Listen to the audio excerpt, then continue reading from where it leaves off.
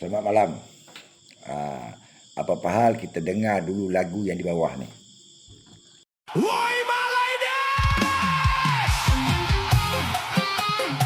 Wop, wop, wop, woi, yeah! Ha, ha, ha, ha! Woi Malaides! Hey!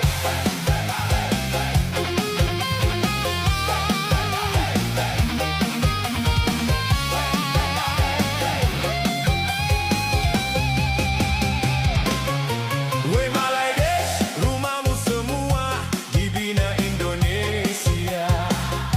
Ekonomi pula dikuasai Cina.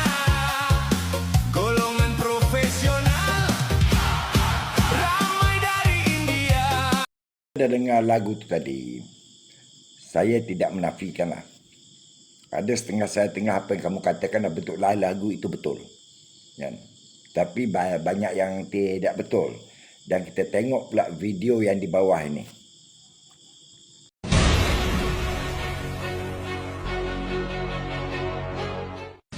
Mantan Kepala Badan Gizi Nasional Dadan Hindayana resmi ditahan oleh Kejaksaan Agung pada hari Rabu tanggal 3 Juni 2026.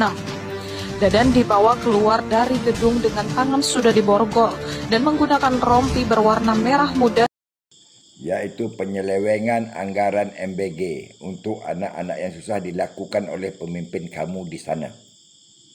Apa kata kamu buat lagu tentang mereka? Ya? Anda tahu tak, hampir 1 trilion diselewengkan untuk membeli motor listrik dan sekarang telah disegel di Bogor. Ya. Itu yang berlaku, kesian kepada anak-anak yang memerlukan MBG untuk membina otak yang cerdas. Sepatut itu kamu perjuangkan dalam media. Dan kita tengok pula video yang seterusnya. Kemungkinan satu hari nanti akan ada PHK massal.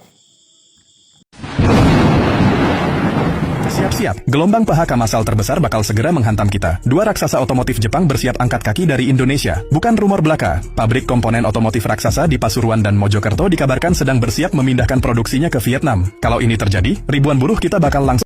Dua kilang raksasa dari Jepun mungkin akan menutup operasinya di Indonesia dan menyebabkan pembuangan pekerja begitu ramai. Dan kabarnya kilang tersebut akan dipindahkan ke Vietnam. Dan kita tengok lagi satu video ini. Biar kamu puas hati. Kita buka.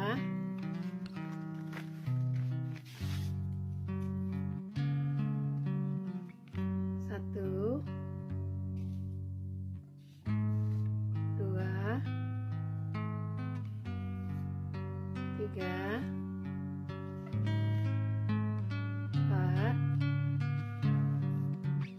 10.000, 2002. Iaitu video tentang seorang guru honorer yang telah berkhidmat 40 tahun di Indonesia. Tapi tangga gaji dalam 522,000. Apa kata kalau anda perjuangkan nasib-nasib mereka? Itu lebih baik. Kan? Daripada kamu mencari konten-konten yang tiada value untuk ditonton orang. Walaupun dalam bentuk hiburan, mungkin ada yang tersinggung. Dan kita tengok video yang terakhir ini. Saat truk sampah tiba, alhamdulillah katanya, hari ini bisa makan nasi. Mereka saling sikut berebut rezeki sampah. Ada plastik, botol, kardus, dan kaleng untuk dijual 2.000 per kira. Sementara itu, pemerintah miskin strategi atasi hal ini, kecuali hanya dengan MBG dan Koperasi Merah Putih solusinya. Di balik itu, ada yang tersenyum dan mencibir di balik agendanya sendiri yang terselubung. Begitulah keadaan yang warga Indonesia menjadi pemulung di Indonesia. Saya tidak menghina mereka. Tapi disebabkan kamu mengatakan Malaysia macam-macam dalam bentuk lagu, hiburan, dan ini saya membalas pernyataan kamu. Saya cabar kamu, buatlah video-video tentang mereka ini, perjuangkan nasib mereka supaya mereka terbela di mata kerajaan Indonesia. Itu sepatut kamu buat. Itu sepatut semua media-media, tiktokers, YouTuber Indonesia buat. Bukan mencari kelemahan negara orang, bukan memikirkan tentang Malaysia, bukan memikirkan apa Malaysia ada, kenapa kita tak ada, tak perlu. tegur pemimpin anda. Saya nak bagi tahu anda lah, kami rakyat Malaysia tiada bersikap sedemikian kalau kami tidak diusik terlebih dahulu. Tiada apa komposer kami, pencipta lagu kami ingin mencari membuat lagu-lagu untuk menghina negara orang, tak ada. Dan kami tidak membuat lagu-lagu untuk menunjukkan cara kehidupan negara orang, tak ada. Sebab kami tahu itu akan menyentuh sensitiviti emosional masing-masing, menyentuh perasaan mereka yang di sana. Tapi tidak bagi anda.